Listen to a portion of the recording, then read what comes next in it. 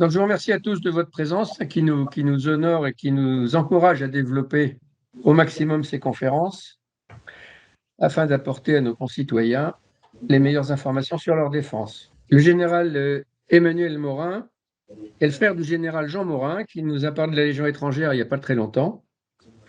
Comme lui, il est légionnaire. En plus, il est parachutiste, donc il est légionnaire parachutiste et il a servi sur tous les théâtres d'opération dans lesquels la France a été engagée ces derniers temps. Et il a commandé la brigade parachutiste. Pour la petite histoire, nous étions en réunion avec une association amie hier à Toulouse. Voilà. Donc, il existe, comme vous voyez, encore des familles pour lesquelles le service de la France est la raison d'être. Bravo à elle. Donc ce soir, il va nous parler de l'armée de terre, de ce qu'elle est en train de devenir. C'est elle qui doit tenir le terrain, donc le territoire. Les marins et les aviateurs, je suis un ancien marin pour ceux qui ne me connaissent pas, interviennent dans leurs éléments respectifs, mais toujours loin du territoire. C'est elle que l'on voit le plus, c'est elle qui est la plus connue et qu'on croit le mieux connaître.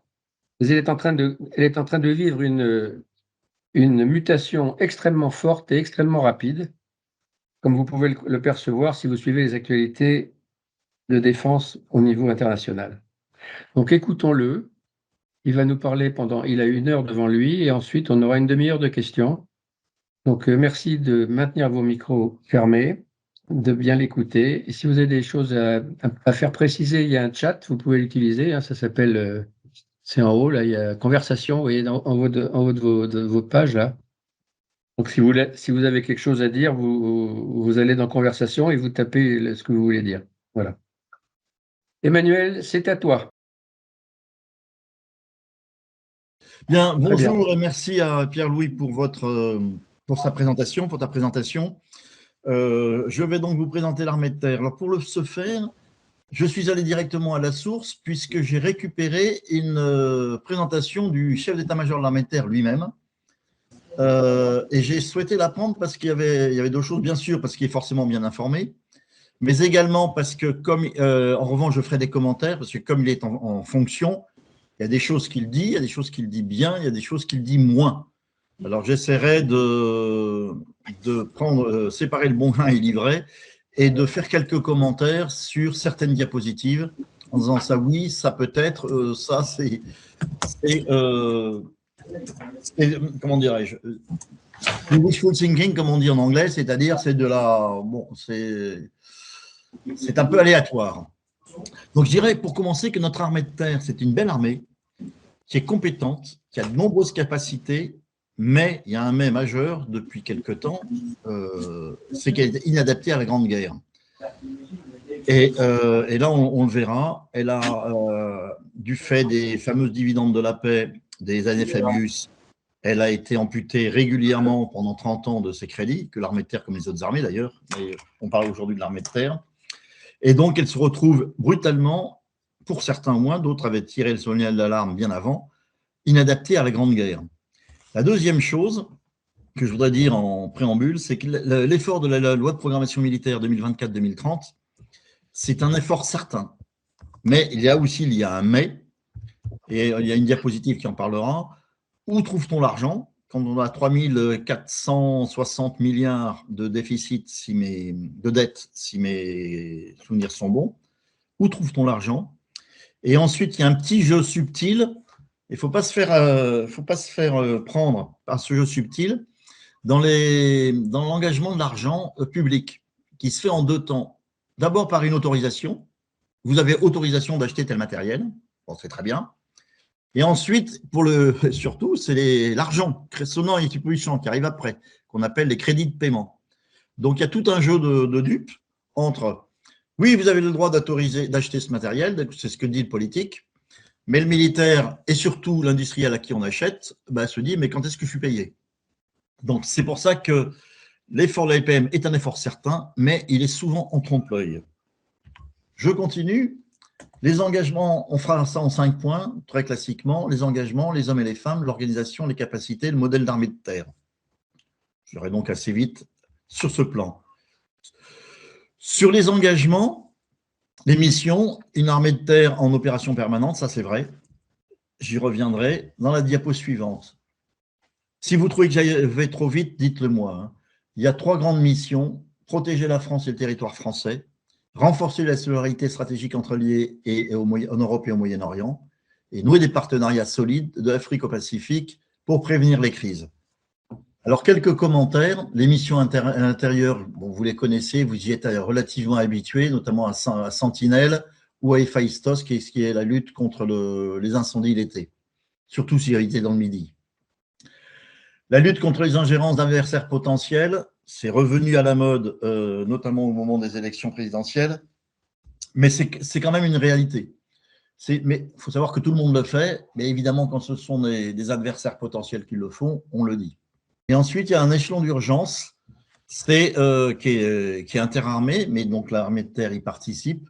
C'est pour être en mesure de réagir très rapidement partout dans le monde et aussi sur le territoire national. C'est ce qui avait été déployé au moment des attentats, quand Vigipirate est devenu Sentinelle. C'est sur l'échelon national d'urgence que l'on envoie des unités à droite ou à gauche, protéger notamment nos ressortissants. On est dans protéger la France et les Français. Ensuite, il y a renforcer la solidarité stratégique entre alliés en Europe et au Moyen-Orient. Alors, ça, comment dirais-je, la réassurance sur le flanc Est, et les engagements bilatéraux et multilatéraux au Moyen-Orient, ça mérite un commentaire. Nous avons des accords de défense avec les pays au Moyen-Orient, mais pour ce qui se passe actuellement aux Émirats, ils n'ont pas été enclenchés. Et on voit bien que la France est assez réticente, à mon avis à juste titre, à ne pas mettre le doigt dans cet engrenage lancé par Donald Trump. Ensuite, il y a une chose qui est très importante, c'est la capacité de l'armée de terre à commander dans le cadre d'une opération interarmée et internationale, en nation cadre. Là, il y a des très bonnes choses, mais il faut regarder les choses aussi en face. L'outil que nous avons pour cela, c'est le corps de réaction rapide France, qui est à Lille. Il annonce qu'il peut commander jusqu'à 120 000 hommes. Bon, c'est à mon sens, je suis allé voir sur leur site hier, c'est assez généreux. Quand je m'en traitais de ces affaires-là, on était plus pudiquement aux alentours de 60-80 000 hommes. Bon, on annonce 120 000, j'en accepte l'augure. En revanche, et ça j'en reparlerai, dans le cadre d'une véritable grande guerre, comme il se passe en Ukraine et en Russie, on n'a pas la capacité de commander plusieurs corps d'armée en même temps, c'est-à-dire une armée. La capacité de l'armée de terre à commander dans le cadre d'une opération interarmée, c'est, on va dire, bon, 100 000 hommes, 120 000 hommes. Et quand on est à 200, 250 000, qu'il y a des corps allemands, des corps polonais, des corps anglais, etc., on n'a pas cette capacité. L'OTAN l'avait, mais c'était en trompe-l'œil, seuls les Américains l'avaient. Si les Américains se retirent de l'OTAN, en Europe, nous n'avons pas de capacité de commander des forces supérieures à 120 000 hommes. Alors, on pourra juxtaposer des corps, mais le commandement au-dessus, on n'en a pas. On n'en a pas. Ensuite, nouer des partenariats solides, les partenariats militaires avec l'Afrique, le Pacifique, et pour prévenir les crises. Bon, malheureusement pour l'Afrique, ce que je dis m'engage, mais tout a été sabordé ces dernières années. Nous ne sommes plus guère qu'au Gabon et à Djibouti. On a été éjectés de tous les autres pays où nous étions. Les opérations de signalement stratégique, donc ça c'est une véritable faiblesse pour les partenariats militaires, notamment en Afrique, c'est une véritable faiblesse qu'il faudra bien recombler, reconstituer, une force qu'il faudra reconstituer, parce que je ne suis pas sûr que la lune de miel avec les Russes notamment dure très longtemps en Afrique. Les opérations de signalement stratégique, bon, ça c'est un grand mot. Pour ceux les plus anciens d'entre nous, d'entre vous, vous vous souvenez peut-être des années Mitterrand où on parlait de gesticulation militaire. C'est un peu ça. Ça va également sur la réassurance sur le flanc Est, en Roumanie, où on envoie un bataillon. Il est loin de l'Ukraine, voilà, c'est pour. Mais il est dans l'Union européenne. C'est pour marquer le coup. Moi, j'appelle ça s'appelait avant des gesticulations, c'est un peu la même chose. Après, vous avez l'appui aux forces de souveraineté outre-mer. Pardon. Là, là, on a une véritable faiblesse. Vous savez que la France est maintenant le pays qui s'étend sur le plus de fuseaux horaires au monde grâce à notre outre-mer. Mais nous avons des véritables lacunes. J'en citerai une plus particulièrement, mais c'est tout à fait transposable à la Guyane, qui est aussi un territoire stratégique. La Nouvelle-Calédonie est un véritable territoire stratégique, ne serait-ce que parce que, elle est située dans l'océan Pacifique, qui risque de devenir le pivot stratégique, la zone stratégique la plus importante du XXIe siècle, première chose. Et d'autre part, parce que, grâce à la Nouvelle-Calédonie, nous disposons de la deuxième plus grande zone exclusive et économique exclusive au monde. Alors ça, c'est le territoire des marins, mais il y a des forces terrestres qui sont là-bas pour aider. En terre, nous avons 600 hommes à terre, 600 hommes en Nouvelle-Calédonie. C'est très largement insuffisant. Et ça, c'est une véritable faiblesse. Si l'on veut protéger à la fois notre zone maritime, si on veut protéger à la fois notre possession, éviter de se faire éjecter de Nouvelle-Calédonie comme on s'est fait éjecter d'Afrique. Si l'on veut protéger nos câbles sous-marins qui alimentent la Nouvelle-Calédonie, si on veut protéger nos ressources, on a besoin drastiquement de renforcer la présence militaire en Nouvelle-Calédonie, surtout marine, j'en parlerai pas, mais aussi terre, pour accompagner nos amis marins dans leur mission. Ça, c'est une chose qui est importante. Retenez ces 3 missions: protéger la France, renforcer la solidarité stratégique entre alliés en Europe et au Moyen-Orient.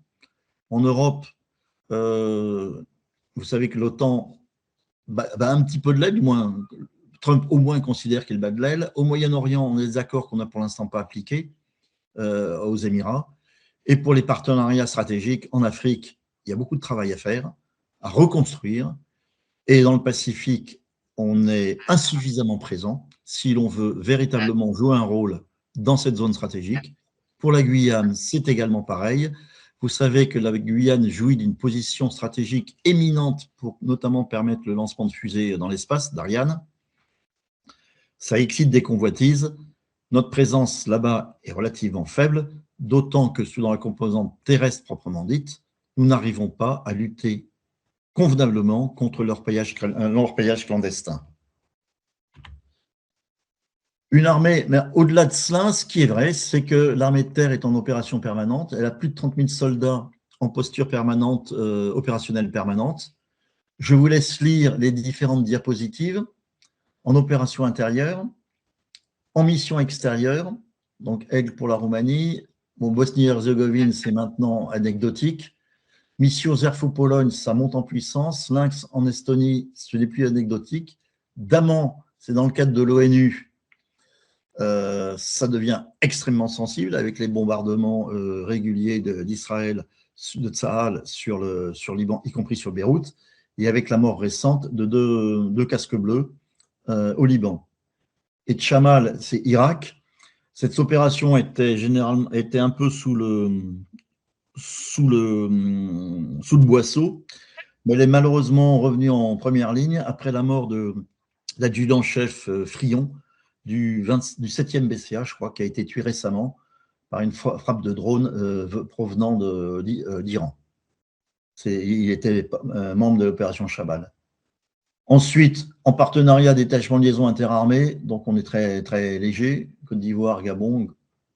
En force propositionnée, j'en ai parlé. Il ne faut pas négliger l'importance de ces forces parce qu'elles nous permettent, à minima, et encore beaucoup de choses à faire, d'affirmer la présence française et la souveraineté française, que ce soit aux Antilles, en Guyane, en Nouvelle-Calédonie, dans le sud de l'océan Indien, à La Réunion, et en Polynésie. Nos forces là-bas sont anecdotiques, mais elles sont visibles, elles font beaucoup de présence. Il ne faut pas jeter le bébé avec l'eau du bain, elles sont nécessaires, absolument nécessaires, elles font le travail qu'elles peuvent, mais que ce soit pour le Pacifique, oui, ou pour la Guyane, elles mériteraient grandement d'être renforcées. Et dans les forces de présence, c'est-à-dire les forces de présence dans un pays étranger, nous sommes toujours à Djibouti et aux Émirats. sur Djibouti, lorsque j'ai connu Djibouti, et sans doute lorsque Pierre-Louis a connu Djibouti, nous étions les seules forces militaires étrangères. Actuellement, nous avons des Américains, des Chinois et des Français. Et avec une présence américaine et chinoise qui est absolument gigantesque. Pour les Émirats, la base française des Émirats, de mémoire, s'est créée entre 2005 et 2010. Je crois que de mémoire, c'était en 2007 ou 2008. C'est Sarkozy, oui. Ouais. 2007 ou 2008, je ne sais plus. Et à l'époque, la France, c'est intéressant de le savoir aujourd'hui, la France, regardez sur une carte. Les Émirats, c'est un doigt qui sort de la péninsule arabique vers l'Iran. La France avait voulu être dans un port qui était côté océan Indien, qui s'appelle Fujairah. N'avait pas voulu rentrer dans la nasse du golfe arabo-persique. N'avait pas voulu rentrer dans la nasse du golfe arabo-persique en disant si jamais ça dégénère avec l'Iran, on sera pris au piège de la nasse. Les Émiriens ont dit écoutez, vous êtes bien gentils, mais si vous venez dans la nasse. Et nous y sommes. Et maintenant, on va voir ce que ça va donner. Mais à l'époque, la France ne voulait pas. Elle voulait être côté océan Indien pour pouvoir éventuellement être plus près de la sortie. Ça, évidemment, ça n'a jamais été dit. Mais je me souviens des négociations parce que je m'en occupais à l'époque. On avait poussé pour Fujairah. On nous a gentiment répondu ça sera Abu Dhabi. À retenir. Les engagements sur le territoire national, en chiffres, vous les avez là. C'est quand même pas neutre parce que c'est extrêmement prenant. Il y a des rotations permanentes qui sont organisées pour pouvoir honorer ces opérations. 2800 personnels engagés et 3200 en alerte. C'est l'échelon national d'urgence, l'ENU dont je parlais tout à l'heure. Et bon, vous êtes familier, si vous habitez dans une grande ville, de voir des militaires patrouiller dans les gares, dans les villes, et à Paris, Lyon ou Marseille, évidemment, en plus dans le métro. Les forces de souveraineté, c'est donc la Guyane, la Nouvelle-Calédonie, la Réunion, etc., dans tous les dom-tom français. 6400. Avec notamment pour la Guyane, la lutte contre le repatriage clandestin. C'est bien, mais c'est très, très insuffisant. Et c'est une véritable mission à la fois une mission de police et une mission de guerre, hein, parce que les orpailleurs sont armés, n'hésitent pas à tirer sur les forces françaises quand elles tentent de démanteler un camp. Et c'est sur la France, c'est une opération de police encadrée par la gendarmerie, mais qui est une opération de guerre parce que ça tire à balles réelles et qu'il y a parfois des morts. Et donc 2000 militaires déployés en Guyane, il y en a en tout en Nouvelle-Calédonie un peu moins, il y a 1600 je crois. Les engagements solidarité stratégique, opération internationale, en force de présence on a 1700, en comptant les FFDJ et les Émirats.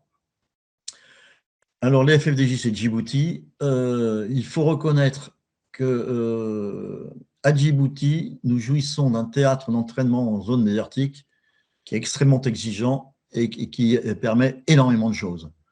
Et ça, c'est une grande richesse. On continue à l'utiliser, même si les forces françaises maintenant de l'armée de terre à Djibouti sont réduites comme une peau de chagrin, puisqu'il y a à peine 600 hommes qui y sont maintenant.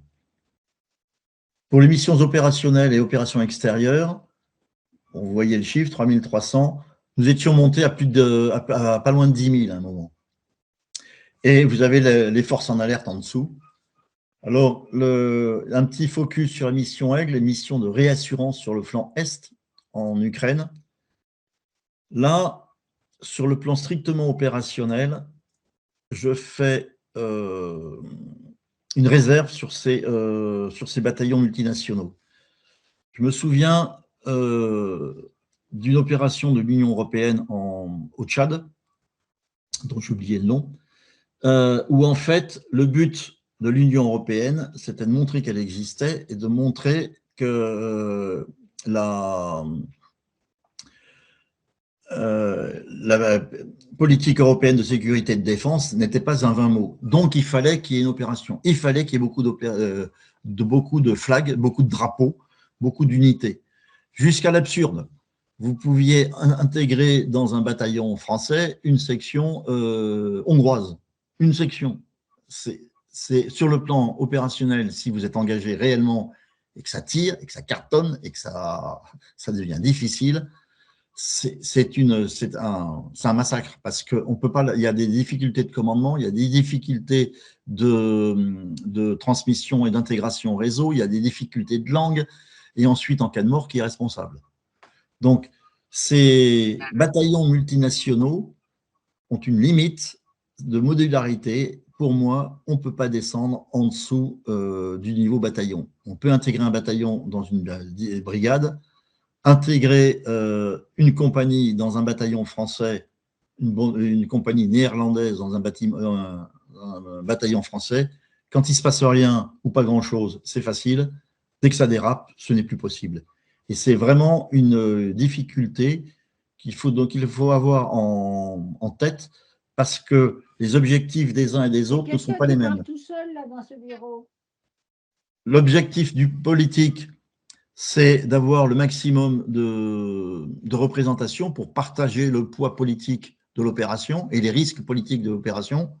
Pour le militaire qui est sur le terrain, ben, c'est d'accomplir sa mission en limitant les dégâts, les morts, etc. Et pour ça, il faut une cohérence opérationnelle. Et si vous descendez trop dans la modularité, en clair, si vous mettez une section de bataves dans un bataillon français, ben, le pauvre chef de bataillon, il ne pourra pas faire grand-chose. Et le pauvre lieutenant batave, il ne pourra pas faire grand-chose non plus. Et ça, c'est une chose dont il faut avoir conscience, cette limite de la multinationalité.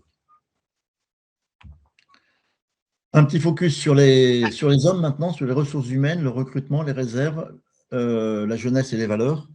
Si vous trouvez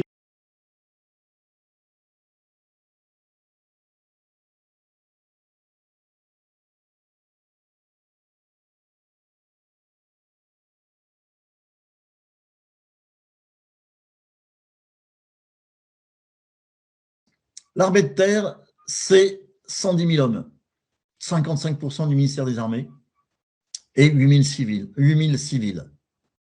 Nous étions, du temps de la conscription, de mémoire, à près de 300 000 hommes.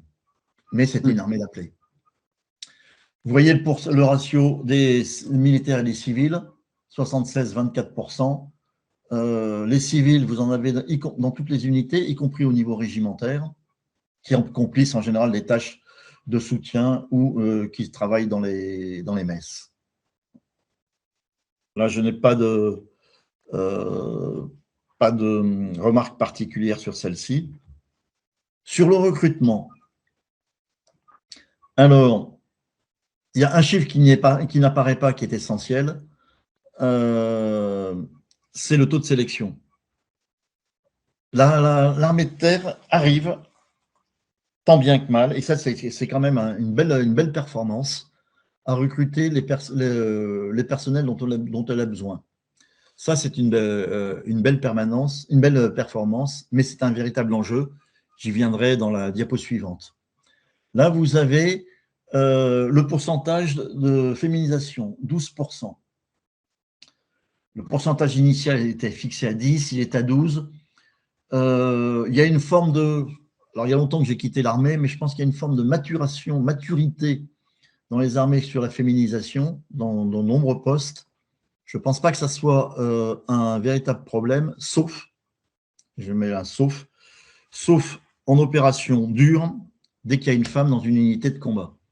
Parce qu'il y a une forme de protection, ce qui est inconsciente, consciente, et qui peut poser des problèmes opérationnels à la capacité opérationnelle de l'unité, surtout si cette femme vient à être blessée ou tuée. Tsahal, qui avait féminisé l'armée de Tsahal, c'est l'armée israélienne, a été très en avance sur la féminisation des armées et est revenu rapidement en arrière, non sur la féminisation, mais sur la féminisation des unités combattantes. Et comme ça, c'est une armée qui a régulièrement combattu. Ils se sont rendus compte que dès qu'une femme était blessée, voire tuée dans une unité opérationnelle, dans une section, ça posait d'énormes problèmes. Donc ça, c'était une limite. Moi, j'ai commandé en opération, j'avais des femmes, mais qui étaient à l'état-major mais qui n'étaient pas déployées sur le terrain. Ça s'est bien passé, mais j'avoue que j'aurais été embêté avec des femmes dans les unités de combat, dans les sections de combat, surtout s'il y avait eu des blessés ou des morts. L'âge moyen, vous le voyez, l'ancienneté de service, 6,5. Quand j'étais à l'état-major de l'armée de terre au début de la professionnalisation, on visait 8 ans pour ne pas ponctionner trop une classe d'âge de façon régulière. Nous n'y sommes pas. L'objectif initial était de 8 ans, je ne pense pas qu'il ait changé.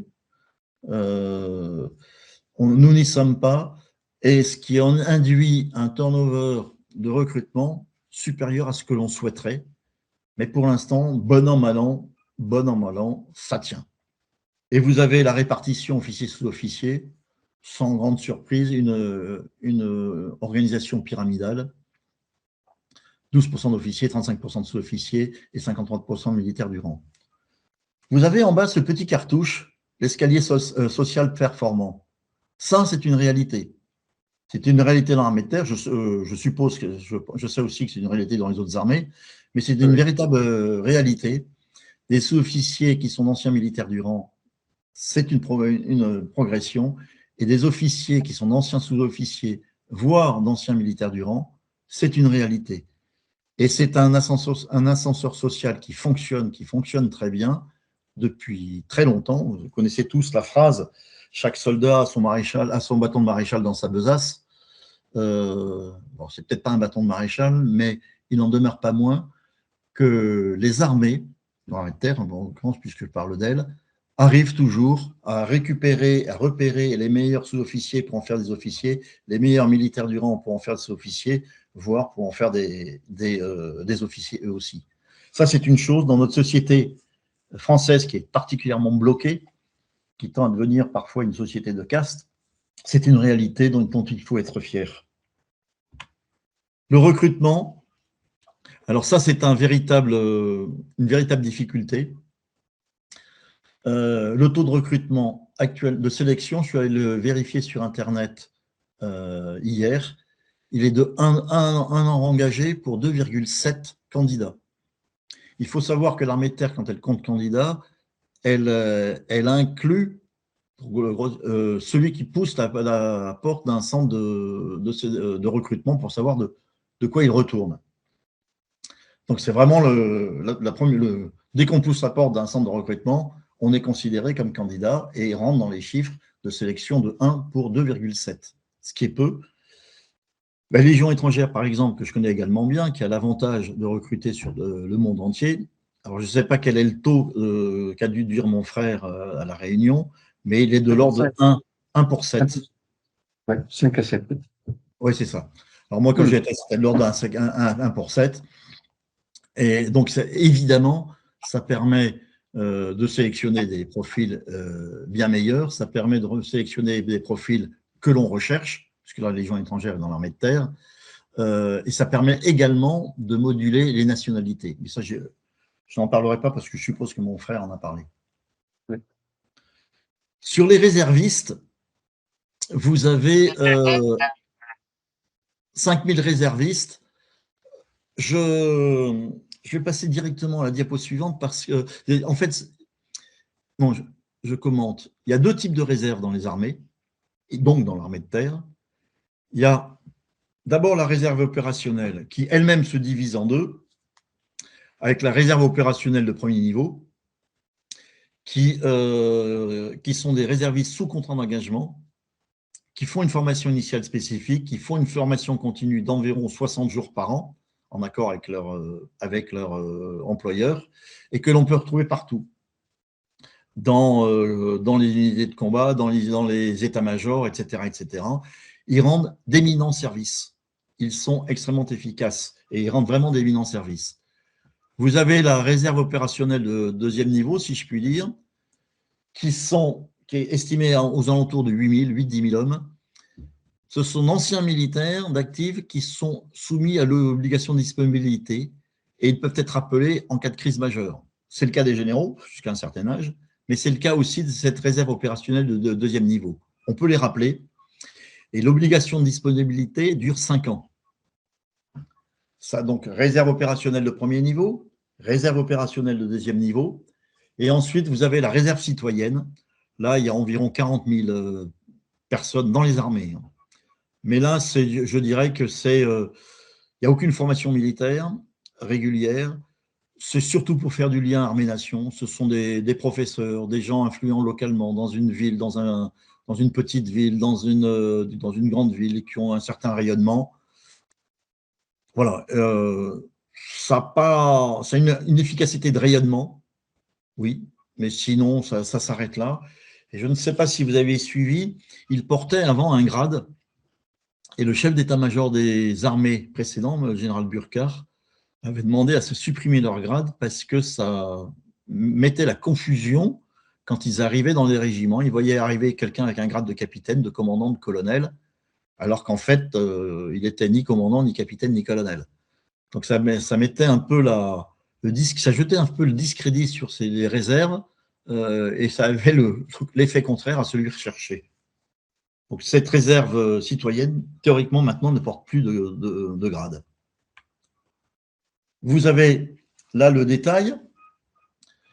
26 000 réservistes RO1, ROE2 dont je vous parlais, réserve opérationnelle de premier niveau, réserve opérationnelle de deuxième niveau, une moyenne de 37 jours par an. J'ai dit ça peut aller jusqu'à 60, ça peut même aller jusqu'à 120. Je me souviens d'avoir eu des réservistes jusqu'à 120 jours. C'était généralement des gens qui avaient une compétence très particulière, qui pouvaient être soit d'informatique, dans les cas auxquels je pense, soit des linguistes rares. Et la réserve citoyenne, c'est pour faire rayonner 2400 personnes. Voilà, ce sont des grades qui n'en sont pas et qui ne portent théoriquement plus. L'armée de terre et la jeunesse, un lien permanent, plusieurs objectifs. Alors, l'ambition jeunesse de l'armée de terre, intéresser, inciter, initier, insérer, recruter. Le cercle vertueux. Que dire sur la jeunesse? D'abord, l'âge moyen, vous l'avez vu, il est de 32 ans. Donc l'armée, fort heureusement, est une armée jeune. À la différence, par exemple, de l'armée allemande, que je connais assez bien, qui est une armée vieille, âgée. Pour monter à l'assaut, qu'on soit fantassin, cavalier, artilleur, sapeur, il vaut mieux être jeune. Un point également sur le lien armée-nation. Vous savez que quand les armées se sont professionnalisées, on a beaucoup parlé de la conscription comme lien armée-nation. Personnellement, c'est mon avis, j'émets quelques doutes parce que, en fait, le lien armée-nation, c'était un lien qui était obligatoire, qui était devenu de moins en moins obligatoire parce qu'il y avait beaucoup de gens qui échappaient, mais sans le principe, il était obligatoire, donc c'était une obligation. Je ne méconnais pas le grand brassage social que le service militaire a permis pendant de nombreuses décennies, qui était une excellente chose. Mais en revanche, le lien armée-nation, j'en doute. Je pense, à contrario, qu'une armée professionnelle qui arrive globalement à recruter a un bien meilleur lien armée-nation. Il y avait une étude qui avait été faite sur le principe, vous savez, de l'homme qui a vu l'ours. À combien vous prenez un citoyen français dans la rue ou une citoyenne française dans la rue, n'importe qui dans la rue, à combien d'autres personnes est-il d'un militaire en activité? On était à peine 3. C'est-à-dire que vous croisez n'importe qui dans la rue, vous lui demandez est-ce que tu connais un militaire? Non, mais je connais quelqu'un qui connaît un militaire. Et en fait, ça, c'est un véritable lien social parce qu'il y a une grande proximité, de fait, avec l'expérience des anciens engagés qui se sont reconvertis ensuite et qui, au bout de bientôt plus de 20 ans maintenant de service d'armée de métier, ne renvoient pas forcément une image très mauvaise puisqu'on continue, bon an mal an, à recruter. Pour intéresser, vous avez les jeunes sports et les classes de défense. Inciter, vous l'avez, les journées de défense et de citoyenneté, les anciens 3 jours. Le service national universel, un serpent de mer, dont on pourra reparler dans les questions, si vous avez une question sur le retour de la conscription et du service militaire.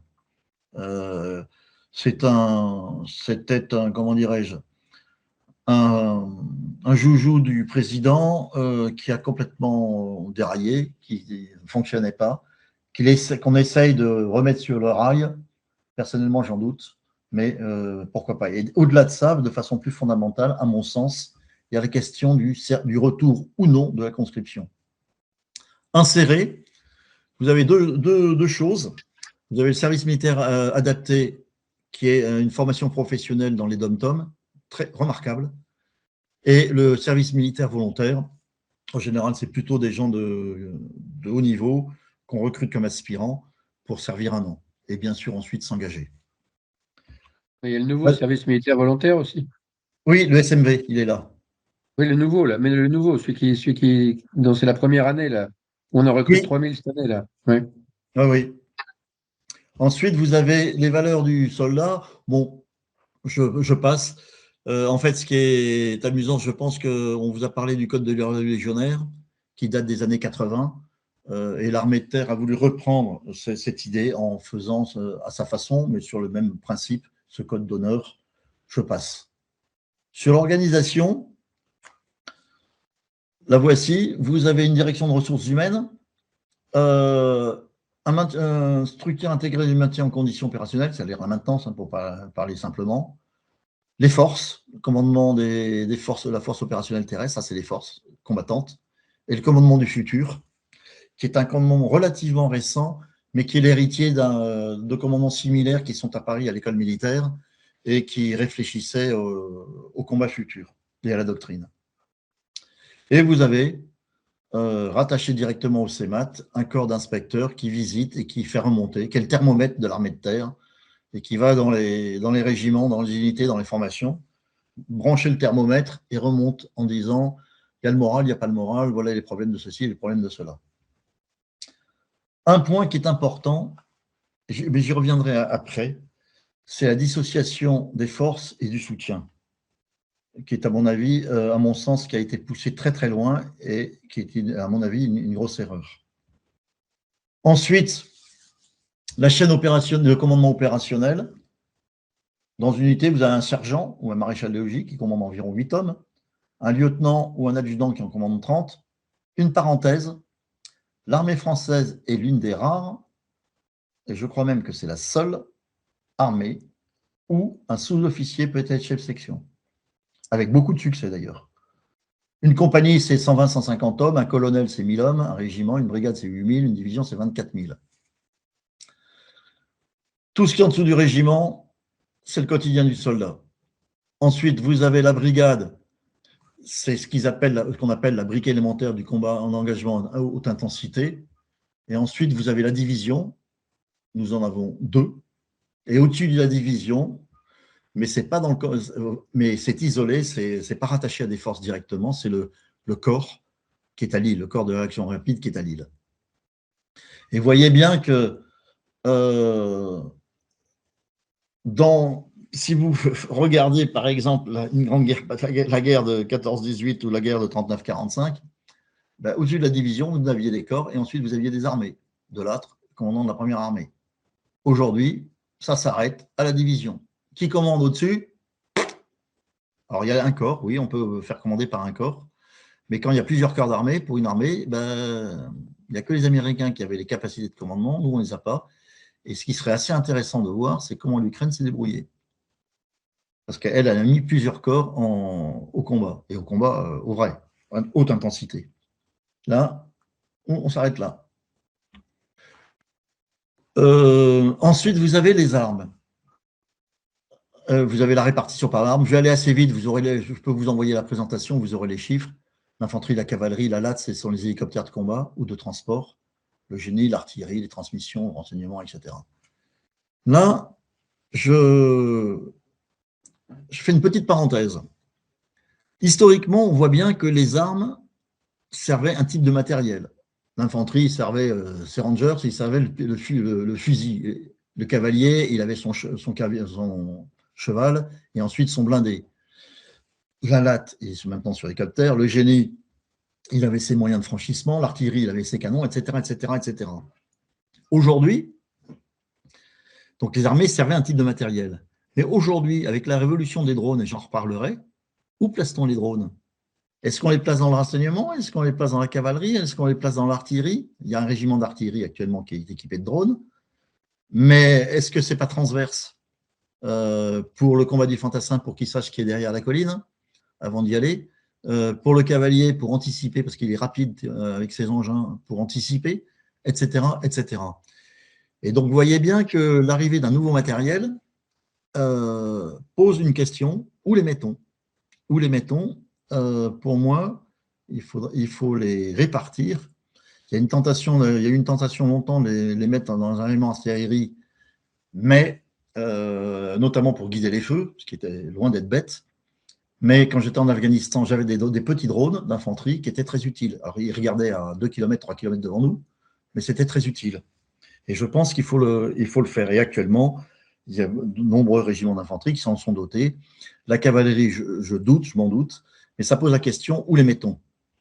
Si je peux me permettre, le CEMAT a déclaré il y a très peu de temps que son rêve, c'est d'avoir 77 000 conducteurs de drones. 77 000, c'est l'effectif total des forces opérationnelles. Oui. Donc ça veut dire que dans sa tête, il veut les mettre partout. Voilà. Alors, je refais une autre parenthèse sur les drones un peu plus loin. Et je terminerai par des liens hypertextes pour des articles que j'ai trouvés intéressants qui méritent d'être vus. Merci de ta remarque, Pierre-Louis. Alors, ensuite, vous avez les régiments appartiennent à des différentes armes. La combinaison des spécificités de métier de chacune des armes permet de répondre aux besoins opérationnels de l'armée de terre. Alors, ça veut dire quoi? Ça veut dire que en opération, pendant très longtemps, y compris en Afghanistan et au Sahel, l'armée française projetait ce qu'elle appelait des groupements tactiques interarmes, GTIA, qui étaient autour d'un noyau de force, enfin, infanterie, mais ça pouvait être cavalerie, ça pouvait être génie, mais souvent infanterie, renforçaient ces fantassins de moyens spécifiques. C'était des blindés, cavaliers, pour aller vite et loin, avec une grosse puissance de feu. C'était de l'artillerie, des fameux Césars qui ont tenu la vedette en Ukraine, ce qui est un excellent canon, etc., etc. Moi, quand j'étais en Afghanistan, par exemple, les GTIA avaient un César ou 2 Césars pour permettre d'appuyer leurs opérations. Ça, c'était remarquable. C'était un concept qui était très adapté aux opérations extérieures des décennies 90-2020. Mais je me souviens à l'époque d'avoir écrit un article en disant, si jamais, c'était en 2015 ou 16, si jamais la Grande Guerre revient, on ne sait plus utiliser de façon groupée l'artillerie, on ne sait plus utiliser de façon groupée le génie. On n'a plus ce qu'on appelle dans le jargon des états-majors des centres de mise en œuvre, on ne sait plus faire. Donner un canon d'artillerie ou 2 canons d'artillerie à un régiment en Afghanistan, c'est très bien, mais face à des déferlements de blindés ou de véhicules blindés, il faut pouvoir délivrer des feux d'artillerie groupés, et ça, on ne sait plus le faire. On n'avait plus la capacité de coordination, d'exploitation, de coordination du renseignement. Je sais qu'on a redémarré à le faire, mais ça a été une véritable lacune. Et l'armée britannique, elle aussi s'en était rendue compte en disant mais on ne sait plus faire. On ne sait plus faire et on ne sait plus utiliser le régiment d'artillerie groupé en appui de la division. On ne sait plus utiliser le régiment de génie groupé en appui, en ouverture d'itinéraire pour une division. On ne sait plus le faire. Il faut absolument le recréer. Donc c'est une limite de cette modularité interarmes qui a été un succès dans les années 90, des années 90 à 2020, qui aujourd'hui ne répond pas à la menace d'une résurgence d'une menace majeure à l'Est. Dans les capacités, alors, ça, c'est la loi de programmation 2024-2030, 413 milliards. La LPM est ajustée chaque année au regard des menaces et du budget disponible de l'État. Bon, ça, c'est un vœu pieux. Ce qu'il faut bien voir, c'est que le président Macron a annoncé en janvier ou en février que le doublement du budget des armées de 2017, qui devait doubler en 2030, passer de 32 milliards à 64 milliards. Je parle en armée, hein. Je n'ai pas les chiffres par armée. Et il a tout avancé en 2027. Donc en 10 ans, il dit, j'ai doublé le budget de la défense de 32 à 64 milliards. C'est vrai sur le papier. En revanche, c'est là où il faut faire attention, c'est que la première loi de programmation militaire complète, c'est la loi de programmation militaire 2024, année complète qui a pu être examinée. 2025, moi, je n'ai pas eu les chiffres. Ils sont peut-être sortis, mais moi, je ne les ai pas vus. En 2024, quand on compare ce qui était prévu et ce qui a réellement été fait et payé, c'est là où on voit qu'il y a un jeu de dupes. Il y a un jeu de dupes parce que, effectivement, en autorisation d'engagement, on a dépensé à l'euro près. On a autorisé l'achat à l'euro près. Mais l'argent sonnant et trébuchant, qu'on appelle dans le jargon les crédits de paiement, n'est pas là, n'est pas au rendez-vous. Ce qui fait que le report de paiement a doublé. Alors, ce qui n'a pas été payé en 23, ben, il est reporté en 24. Et ce qui n'a pas été payé en 24 est reporté en 25.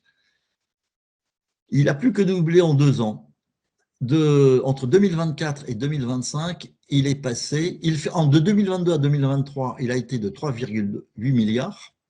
Donc, 3,8 milliards impayés en 22 ont été reportés en 23. Et pour 24 à 25, c'est plus de 8 milliards. Donc, il a fait plus que doubler. Et ensuite, les autorisations, l'argent sonnant et trébuchant qui a été versé en 2025, qui a été versé en 2025, pour 90%, c'était pour apurer ce qui avait été commandé les années précédentes. Donc, ça veut dire quoi? Ça veut dire qu'il faut faire attention à ces chiffres. Ils ne sont pas faux, c'est juste. Mais derrière, ça ne suit pas. C'est-à-dire, on autorise, en clair, les armées, et donc l'armée de terre, est autorisée à acheter plus que ce qu'elle ne peut régler. Ça, c'est important à comprendre. L'État peut dire, mais je vous ai autorisé à acheter, vous pouvez acheter tout ça, vous avez pu acheter tout ça, oui, mais le règlement financier, il traîne. Et ça pose un gros problème pour les groupes, dans le groupe, mais ça pose surtout un énorme problème pour les petites PME ou les moyennes PME. J'ai été pendant 8 ans travailler dans une PME industrielle qui travaillait entre autres pour la défense, et ça, on le voyait tous les jours. Une conséquence, c'est que comme il n'y a plus d'argent, en conséquence, le taux de réalisation des équipements. L'objectif, c'était réaliser les équipements, c'est-à-dire je commande pour telle année et je dois en réaliser au maximum. Bon, l'idéal, c'est 100%, mais on sait que j'ai jamais 100%. L'objectif, c'était 85%.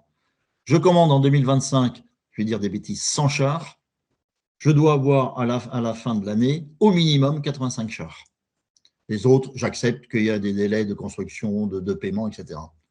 Dans la réalité, en 2024, ce taux de réalisation, je commande 5 chars, et j'en ai que 62. Pourquoi? Parce que les armées ne peuvent pas payer. Donc, du coup, les commandes glissent. Du coup, on reporte les crédits d'une année sur l'autre et on met la poussière sous le tapis. Ça, c'est un élément qu'il faut bien comprendre pour le budget.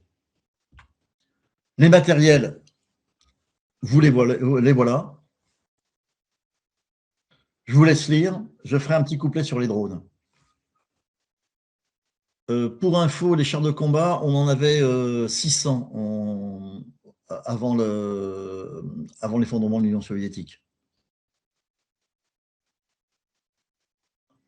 Petit couplet sur les drones. Vous voyez, 2 systèmes de drones tactiques, 70 systèmes mini-drones de renseignement, ok. Plus de 4000 micro-drones, très bien, et 1000 nanodrones. Et j'ai vu que la France, l'armée de terre venait de recevoir des premiers drones AST-78 qui sont très bien. En revanche, je vais vous donner quelques chiffres pour dire que notre armée est belle, mais elle a été à la Grande Guerre. On a 200 chars de combat. Est-ce que vous savez combien de chars ont été détruits pendant la guerre en Ukraine? Plus de 9000. Plus de 9000. Nous avons les chiffres de drones, des milliers. Vous savez combien l'Ukraine aujourd'hui en produit, en a produit en 2025? Entre 3 et 4 millions. Elle en produit par mois entre 250 et 350 000. Et en 2024, elle en produisait simplement 20 000. Ça, c'est les chiffres que j'ai trouvés et qui sont absolument ahurissants. Le pays le plus en pointe pour moi dans le domaine des drones, ce n'est plus Israël, ce n'est pas les États-Unis, c'est de très loin l'Ukraine. Capable de produire, allez, on va dire 3,5 millions de drones par an, 250 à 350 000 par mois. Alors vous voyez, on a énormément de travail à faire dans ce domaine-là. Et en plus, en fait, c'est considéré comme une munition, c'est-à-dire c'est un usage unique, on les utilise, ils ne reviennent pas, ils sont perdus, ils sont détruits, ils reviennent, tant mieux, mais ce n'est pas prévu.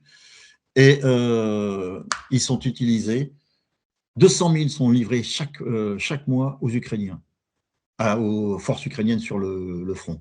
C'est vraiment un effort de mobilisation industrielle colossal qu'a réussi à faire l'Ukraine, dont on ferait bien de s'inspirer. Alors évidemment, bon, les chefs militaires ne sont pas des imbéciles, donc ils le savent, ils y ont pensé. Et il y a un projet que je n'ai pas réussi à suivre, mais qui est, à mon avis, extrêmement intéressant. Je ne sais pas où ça en est. Renault, Oui, oui. voilà. C'est de s'adosser à une grande industrie française qui a l'habitude de la production en série, c'est Renault, la production automobile, pour être capable de produire à la série, à la chaîne, avec un taux de sortie énorme, les drones. Et ça, c'est une excellente idée qui arrive un peu tard, mais bon. Une idée de Lecornu il y a 2 ans, ouais. Ouais. Il n'est pas nécessaire, comment dirais-je, il n'est pas nécessaire de crier avant d'avoir mal. Mais c'est une chose qu'il faut voir. Quand je vois la vitesse avec laquelle l'Ukraine est passée quand même de 20 000 par an en 2024 à 250, 300 000 par an un an après, c'est ahurissant. C'est ahurissant. Et ça pose d'autres problèmes. Ça pose d'autres problèmes sur lesquels je reviendrai parce que c'est sur l'opération américaine en Iran, pardon, Epic Fury. J'ai trouvé un texte extrêmement intéressant qui fait beaucoup réfléchir. Sur les drones également, je vous donnerai en fin de présentation les références d'un article d'un général russe, Balouevski, qui a une vision très moderne de l'utilisation des drones et de la transformation des armées. Il dit l'armée de terre, c'est un terrien. Telle qu'on la connaît, ça ne sert plus à rien. Moins, plus à rien, entre guillemets. Les unités doivent être extrêmement mobiles, extrêmement petites, autour de 4-5 hommes et équipées de drones.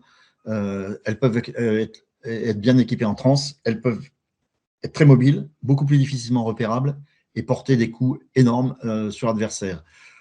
Cet article, vous le trouvez sur un site français. Il est sur notre site. Hein. Il est sur votre site? Bon, mais parfait, ouais. Donc vous pouvez le lire. Ensuite, le programme Scorpion, c'est un vieux programme qui est de numérisation de l'armée de terre. En clair, c'est l'armée de terre du futur. Je vois, j'acquiers, je numérise, je tire, et tout ça en boucle extrêmement courte pour pouvoir, avec l'homme dans la boucle, son expression consacrée, pour toujours maintenir l'homme dans la boucle de la décision de feu. C'est bien, c'est très bien. Ça a de grosses limites. Quand j'étais à l'école d'infanterie, je m'étais rendu compte que ça avait des limites qui étaient humaines et qui étaient des gadgets qui étaient inutiles. Mais ça pose aujourd'hui un autre problème. Je vous parlais des drones. Lors de la première journée de l'opération en Iran, le moteur de recherche, l'algorithme de la Silicon Valley, a généré 1000 recommandations de cibles, soit dans la journée, une cible tous les 86 secondes. Dans les 12 premières heures, ça c'est la réalité, 900 frappes ont été exécutées. Une toutes les 48 secondes. Donc, ça veut dire que l'opérateur dans la boucle, si on veut que l'homme reste dans la boucle à la décision, il disposait en moyenne de moins d'1 minute et demie pour examiner chaque recommandation de ciblage avant que n'apparaisse la suivante. Là, le jugement humain, l'homme dans la boucle, c'est je clique, en moins d'1 minute. Ça, c'est assez ahurissant. Et ensuite, l'article dit une chose qui est très intéressante. Il dit, là, je le lis, avec cette numérisation renforcée, dopée à l'intelligence artificielle que permet la Silicon Valley, il dit ce qui s'installe durablement dans nos armées, dans l'armée de terre, c'est une architecture de décision létale construite par des entreprises privées, la Silicon Valley, Apple par exemple, ou d'autres, financée par les marchés, opérée par des algorithmes et gouvernée pour l'instant par personne. La Silicon Valley a appris à parler le langage du sacrifice, pas encore d'en assumer le poids. Pendant ce temps, les systèmes tournent, 5000 cibles par jour, et personne, juridiquement, éthiquement, démocratiquement, n'est vraiment responsable de ce qui se passe quand il se trompe. C'est assez juste. Et ça pose véritablement la réflexion de la guerre du futur, y compris dans l'armée de terre. Quand vous avez, combien de chiffres j'ai dit 1000 recommandations de cibles, une toutes les 86 secondes, et que vous avez 48 secondes pour dire je tire pas, ça laisse quand même assez rêveur. Et il faudra forcément s'y habituer, mais ça, c'est une réalité de la numérisation de l'espace de bataille, dopée à l'intelligence artificielle, et c'est plus un mythe, ça c'est ce qui s'est passé le premier jour de l'opération Epic Fury en Iran. Ensuite, est-ce qu'il y a eu beaucoup d'erreurs? Oh, il y en a eu sûrement, mais on ne sait pas. Quand c'est chez les autres, c'est pas bien grave. Je sais qu'il y a eu des écoles qui ont été tapées. Alors ensuite, toujours pareil. C'est toujours pareil. Est-ce que c'était vraiment une école ou est-ce que c'était sous couvert d'école, il y avait un centre de commandement? Là, le Hamas, c'était très fort pour ça. Le Hezbollah est très fort pour ça. Et les Iraniens sont sûrement très forts pour ça. Voilà. Ensuite, innover pour répondre aux enjeux du combat futur. Ça, c'est ce commandement du combat futur. C'est lui qui réfléchit à toutes ces questions dont j'ai parlé, la numérisation, l'irruption de l'intelligence artificielle au quotidien des opérateurs de drones ou de frappes d'artillerie aux États-Unis pour l'Iran aujourd'hui. C'est une vérité. Actualiser l'existant et saisir les opportunités d'évolution, voilà. Conduire des opérations d'armement et d'innovation technique opérationnelle, donc ils testent des drones, ils testent des réactions, des essaims de drones. Il y a un test qui avait été fait sur une attaque massive sur Paris, par exemple, avec des essaims de drones. Bon, on arrête une vague, on arrête peut-être deuxième, mais la troisième, on n'a plus rien. On n'a plus rien. Et ça, c'est un vrai sujet. Développer les innovations pour faire face au combat de demain. Donc là, on regarde ce qui se passe, on éclaire, on expérimente, on développe, on commence à construire et ensuite être en permanence, essayer d'être une référence en matière d'innovation dans toutes ces dimensions.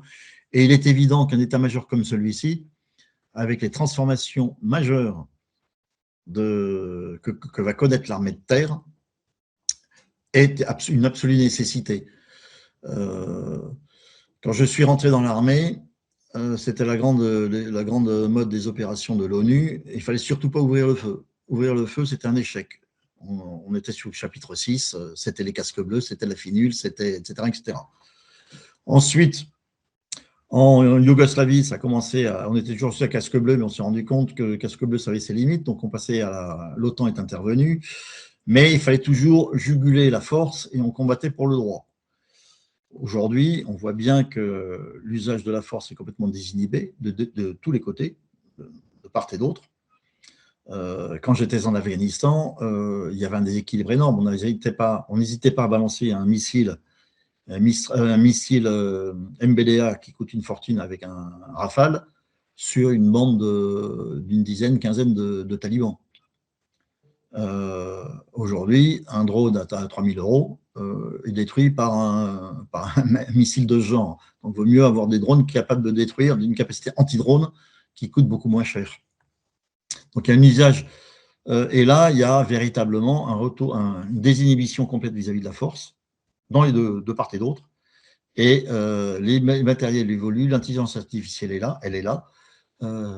les drones sont une véritable révolution. Comment fait-on? Comment fait-on? Que fait-on? C'est le propre de cet état-major.